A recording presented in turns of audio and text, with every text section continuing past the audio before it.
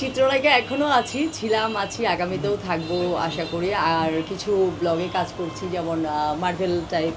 হয়তো আমি কিছু দেখা যাবে কিছুতে আমি সুপার গার্ল হিসাবে আছি, আমার পাখা টাখা গজিয়ে গেছে এরকম অ্যানিমে মুভিতে।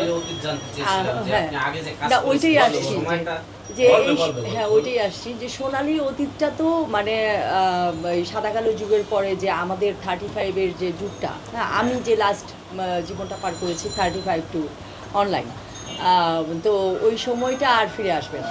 ওই সময়ের যে মুভিগুলো ওগুলি স্বর্ণাক্ষরেই লেখা থাকবে, হ্যাঁ স্বর্ণাক্ষরে লেখা থাকবে। সোনালী যুগের যে এই যেমন সাদা কালো এক সময় ছিল, সেরকম 35টাও একটা মানে দাঁড়িয়ে গেছে এখন সোনালী যুগের। হ্যাঁ, আমার পাশাপাশি যারা অভিনয় করতো সবাইকে খুব মিস করছি, বিশেষ করে ময়ূরী,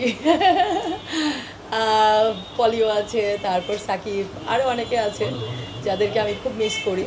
হ্যাঁ, আর যারা ডাইরেক্টর ছিল আমার সঙ্গে বিশেষ করে শুরু থেকে, যে কাজী হায়াত ভাই, মহারাজ, তারপর বকুল ভাই, তো প্রায় তো বকুল ভাইকে আমি খুব মিস করি, বকুল ভাইয়ের ওয়াইফকে। হ্যাঁ, তারপর হায়াত ভাইয়ের ওয়াইফ ভাবি আমাকে খুব স্নেহ করতো, ভাবিকে খুব মিস করি আমি।